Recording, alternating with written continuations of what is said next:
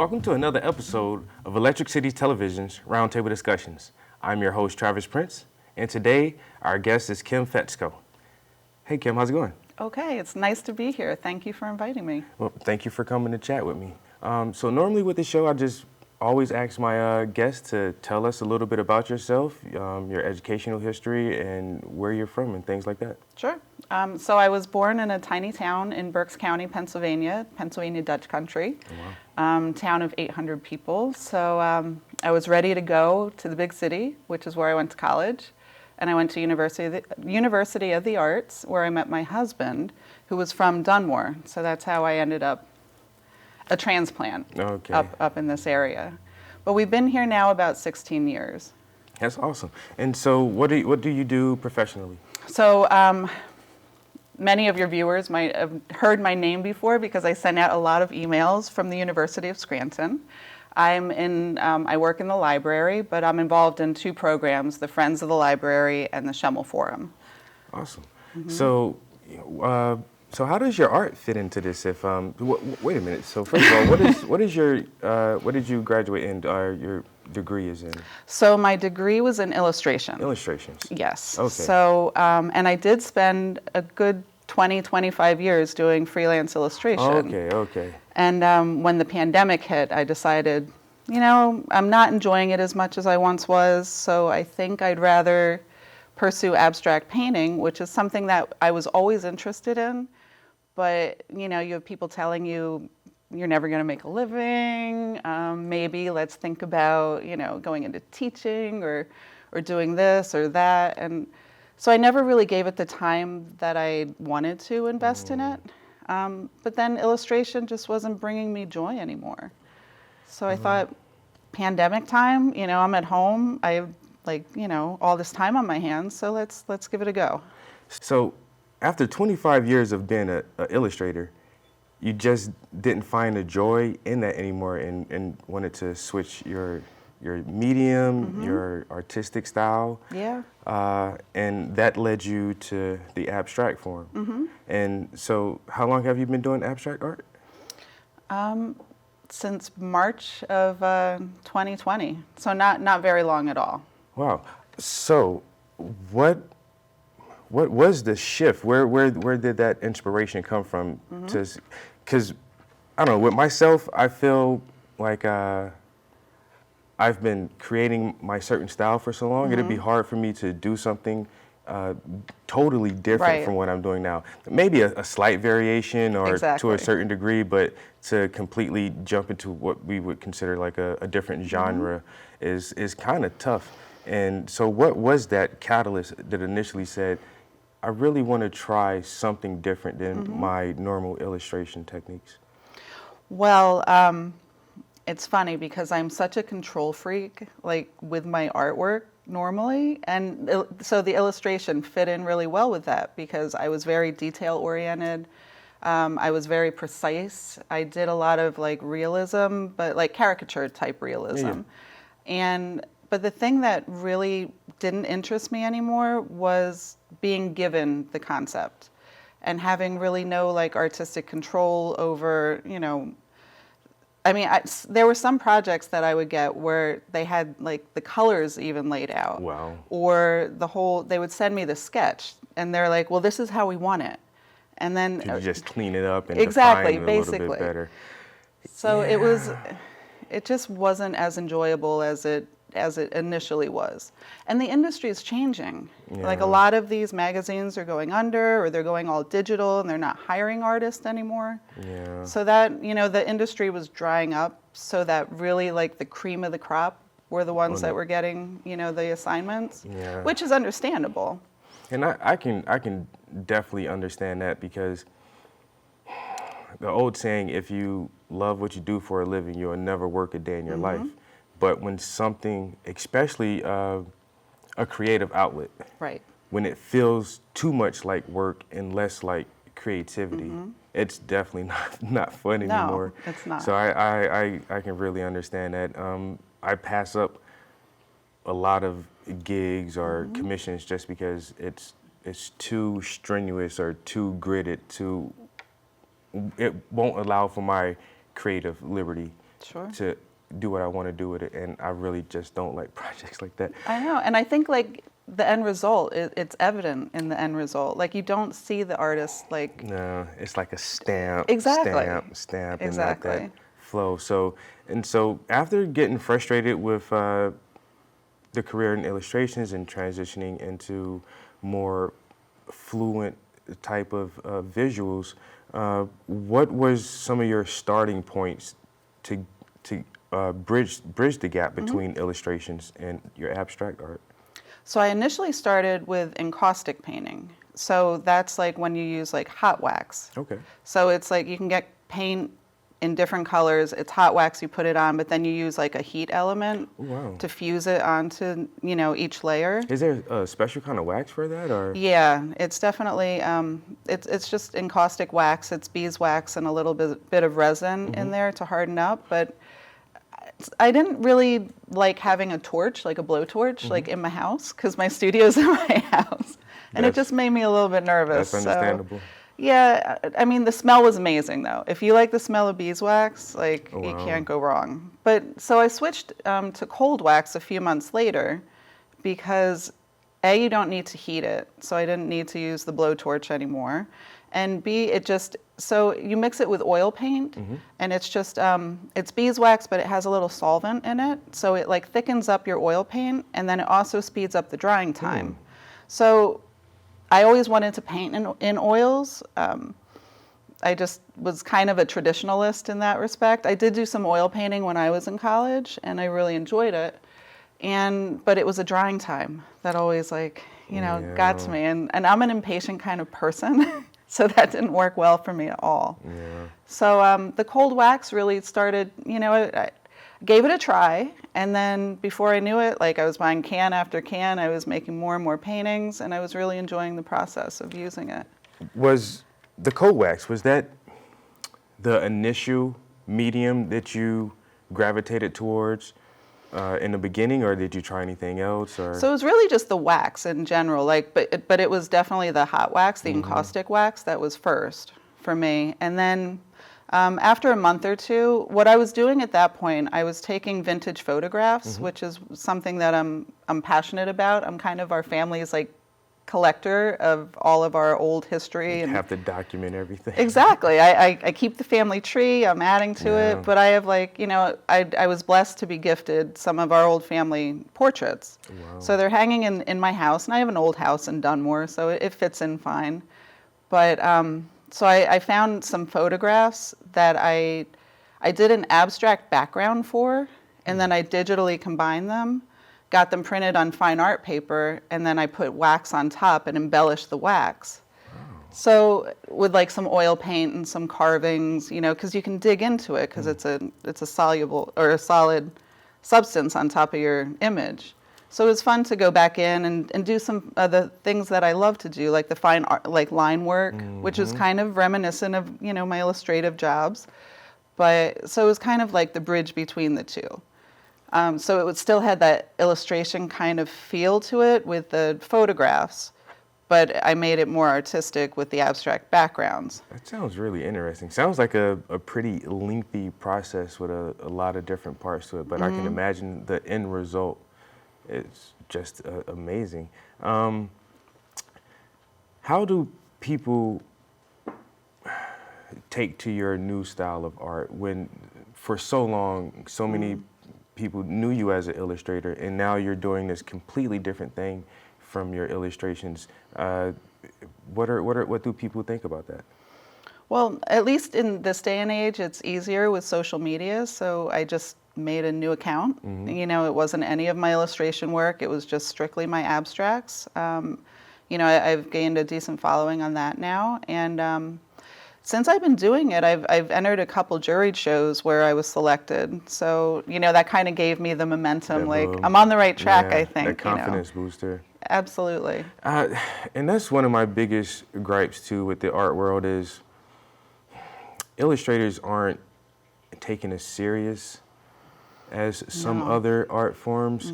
One of my favorite influential artists of all time, Norman Rockwell, was an illustrator for most of his career. And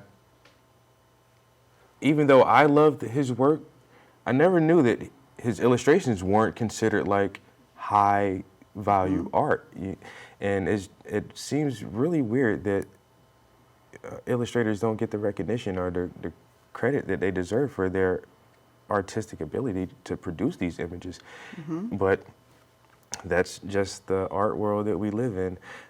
So with your abstract, where do you pull your inspirations from?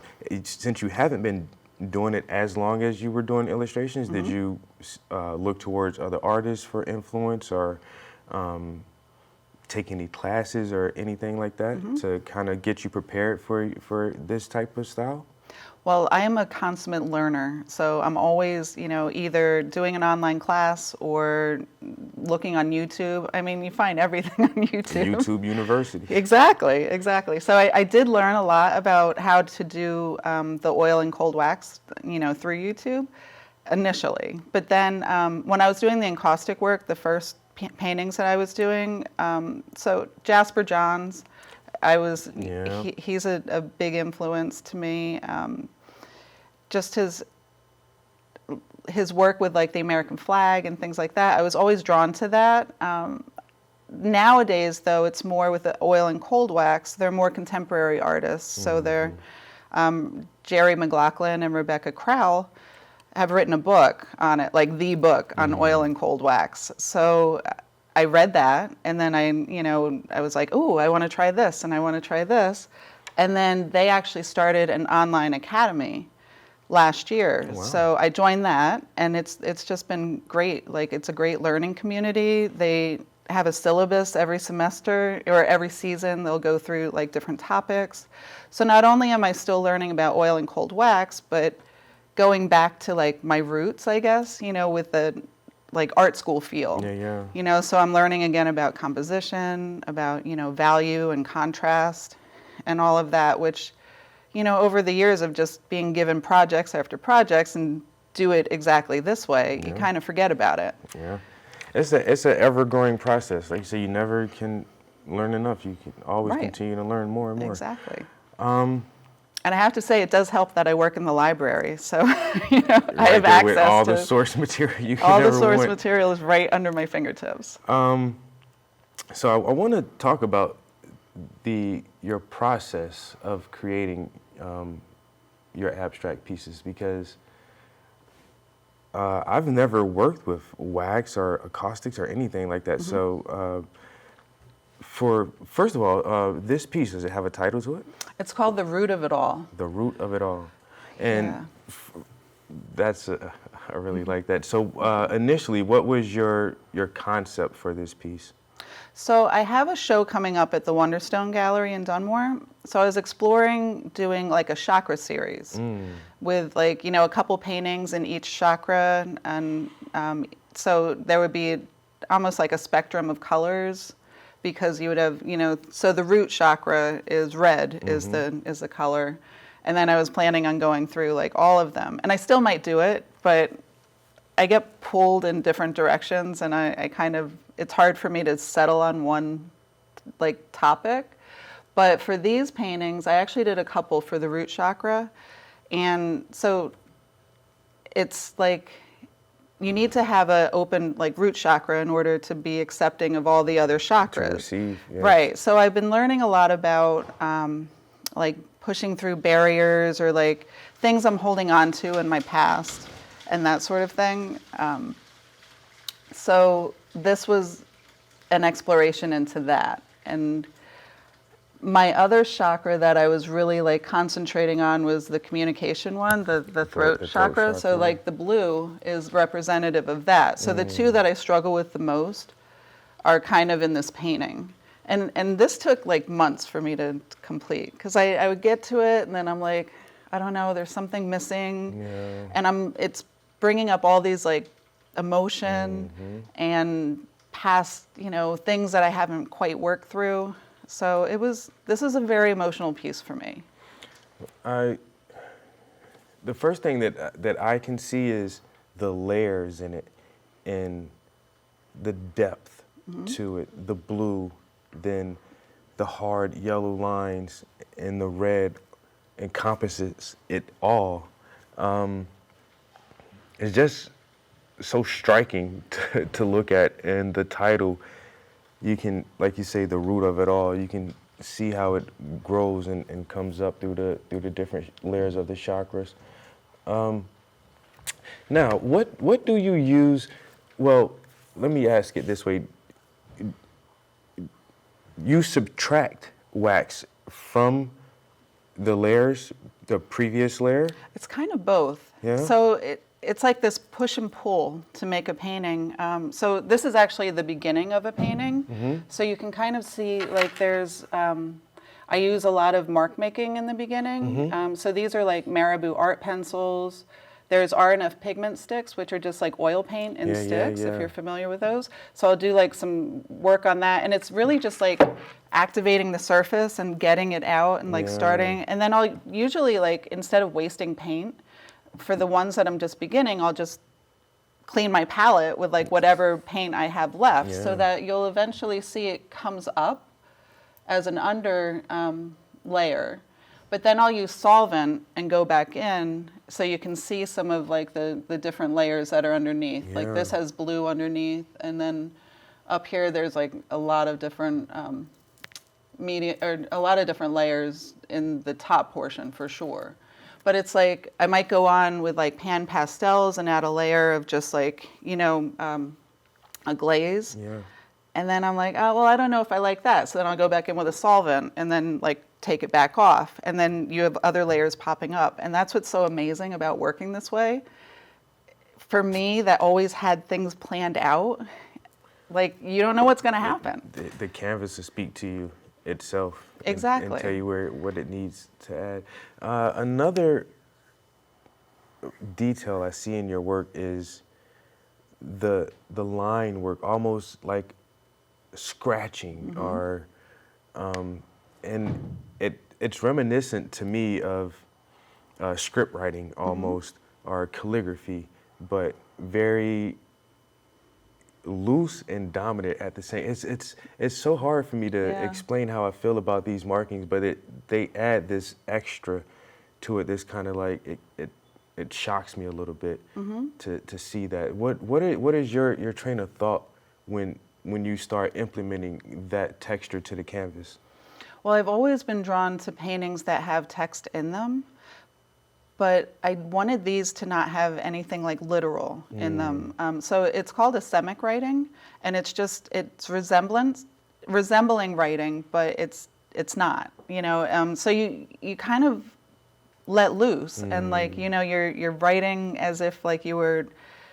For me, like I'm usually like saying something in my head, you know, but it's not the actual letters that are going down onto the surface. And then, you know, you want to cover up some of them and have some come forward. So it's like not like smacking you in the face, but it's a lot of, again, like that push and pull of, you know, pushing things down and then like letting others like rise to the top. So it's really just listening to the painting and seeing like where it wants you to go. I like it a lot, and once again, that it seems like a language in itself, unspeakable language, but definitely a language. I really enjoy this piece. Let's check out some more of your stuff. Sure. All right. Oh, that's straight down. Should I put it on here? Yes.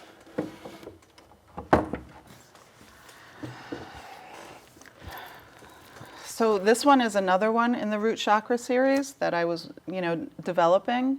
It's called Ataraxis, which means like a relief or like peace. And at that point when I was doing this painting, it was a really stressful time. It was, you know, kind of chaotic few months that I was going through. And you can kind of see like, there's a lot of energy in this piece. It really is. It really is. That dark explosion that's there, obviously, is the center focal point of the piece. But as you slowly wrap your eyes around and flow with it, you can see a little bit of calming blue that's trying to subdue that very dark explosion. It's it's really compelling, and then the scratching in it again, and the layers. Your layering is really what gets me. Thank you. Here I can see 5 different layers, and each layer is distinctly textured, and like you say, this push and pull. Like this one, you can see a little more of like the Yosemite writing, like in Yes. there, and like a little bit up through here. So, how do you choose your color palette? Well, this one was kind of easy because, again, it was in that chakra series. So, you know, whatever chakra I was looking at was the color that I was going to be Main focusing dominant on. color, yeah. But what I like to do is, if I know it's going to be like a red painting or an orange painting, is put the complementary color underneath. And that's why these paintings take a little bit of time, So you because start with a green or a blue, and Exactly. to get to your reds and purples. and it might not ever show up in the final part, But the it's final there, painting, but it's yeah. there. And like sometimes, you know, you can see it come through. Yeah. But and there's a little bit of green up in this one. But so it's like a surprise almost, Yeah. which I get excited to see the end of the painting.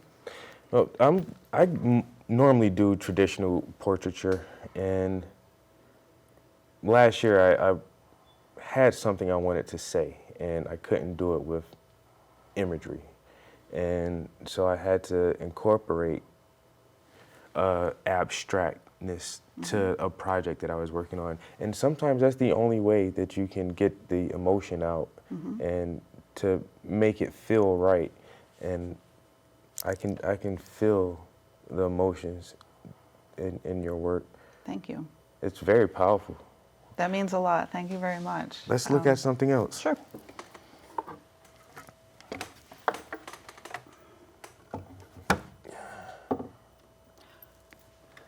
So this one was actually one of the very first oil and cold wax paintings that I did. And this was accepted in a juried show at the Atlantic Highlands Council in New Jersey. And that was where I was like, oh, well, maybe I'm onto something. I Yeah. think this would be okay. But this one's called A Long Way Home. And it was, I painted it not long after I had dropped my youngest away at college. And even though it was across the state, like it just felt like she was so far away. So there was a lot of emotion going into this one too. But I feel like you can see the progress of where I started and where I'm going. Like now things aren't as chaotic, I guess, because a lot of these paintings, I wasn't quite honed in on the craft yet, or even the medium. And now I feel like I've really got a grasp on it. So I'm giving it a little more time and thought, and not that this one didn't have you know, time or thought going into it, but I feel like I've grown so much in the last year and a half doing this. Well, for this to be one of your earlier pieces, it's striking. What I like about it is the numerous layers, but then you were able to flatten it out and keep the layers. It's brilliant how you were able to do this and to have the texture but not have the texture. It's amazing. And A Long Way from Home, or A Long Way Home. A Long Way Home. Now I see a light at the end of the tunnel when I look at this. You know, and there's all this chaos around us and all this distraction. But if you can focus just enough, you can see your way through all of that. This piece is lovely. I'm really partial to blue, so the blues in here are just really kicking me right now. And that's usually my go-to color, which is weird that I have so many red paintings recently. But that was another, thing I wanted to explore as well. Like, get out of your comfort zone. Let's try things that we haven't tried before. And it's always good to try new things. Yeah. So. Scary, difficult, but normally it's fulfilling and worthwhile. Just like you said, to just step outside the line a little bit and try something different. these pieces are lovely, lovely, lovely. Thank you. The funny thing is, like, I was under the mindset like, oh, abstract painting isn't that difficult. And I know a lot of people think that. You know, you go and see it and you're like, oh, my 5-year-old could paint that, or, you know, we've all heard it before. And now that I've been doing it, Yeah. it is so much harder than my illustrations were. It's a difference in letting a toddler splatter some paint around Sure. and trying to organize your emotions in a way that you can present them to a viewer, and for a viewer to pick up on that, it's not easy at all. No, And no. once again, me being a portrait artist, I felt the same way for a long time until, like I said, I wanted to say something, and I could not say it with the imagery that I'm used to using. And so I said, well, how can I feel something, and it feels blue, it feels orange, it feels sweeping from left to right, and that's the only way that you're able to get it out. And it's not easy, once again, to organize those emotions and to lay them out, and you're able to do this so well after 25 years of hardcore illustration, and in a very short amount of time, you've been able to completely switch gears and come up with this new awesome style of yours. It's fascinating. You have some more to show us. Just these smaller ones. So I don't know if you want to. Vertical. Yep. Thanks. So I've been doing works on paper recently, which, so most of my paintings I do in a square format. Yeah, pretty much all of my works on panel are in a square format, but I also like to try and experiment with things, so I'll use paper. And, you know, paper comes in a rectangular format. So I did this mini series. There's actually 4 pieces in this collection. But I wanted to experiment with, again, like the mark making and like different colors that I don't normally use, because yellow is like my nemesis. I don't go to yellow very often, and I'm still not sold on it, but I don't know. I don't hate it in these paintings, so I guess that's good. But I've been doing some of the works on paper this spring, and then getting them matted and framed under glass. So it just gives my collection a little bit more depth. Yeah, a little different variety. Yeah, because not everybody, you know, likes the paintings on panel. Like they're more traditional and would like, you know, a painting matted and framed in glass. How do you like working with paper? I've actually been really happy with some of my paintings that I've done on it. I feel like they're some of the stronger paintings that I've done. So I've been considering doing like more rectangular paintings in my new collection. And you're using the same mediums on paper that you use on your panel? Yeah, so it's Arches oil paper. So if I don't know if you're familiar with it, but so you don't have to gesso it, but it takes oil paint, and it doesn't like soak through. I don't know how it's treated, but it's treated with something. So it's great for working with oil paint. So if you wanted to like practice on, you know, and not waste like it, because panels are kind of pricey. Yeah. So if you wanted to practice and experiment, you know, with different things, like it's good to just give a paper a shot. Awesome. Well, I really, really appreciate you coming to have this discussion with me today. Could you tell the viewers if we wanted to follow you on social media and keep up with your work, where could we find you? Sure. So I am at KB Fetzko on Instagram. I also have a YouTube channel. So I do like process videos, or kind of like time-lapse process videos. Nice. So that's also KB Fetzko Creative. And I'm on Facebook at KB Fetzko Creative as well. Awesome. Yeah, Awesome. so those are the 3. But yeah, I'd love to connect with more people. It would be great, and I really appreciate you having me on. Thanks for coming. Thank you. This has been another episode of Electric City Television's Roundtable Discussions. I'm your host, Travis Prince, and our guest for today was Kim Fetzko. Thanks for watching. Thank you.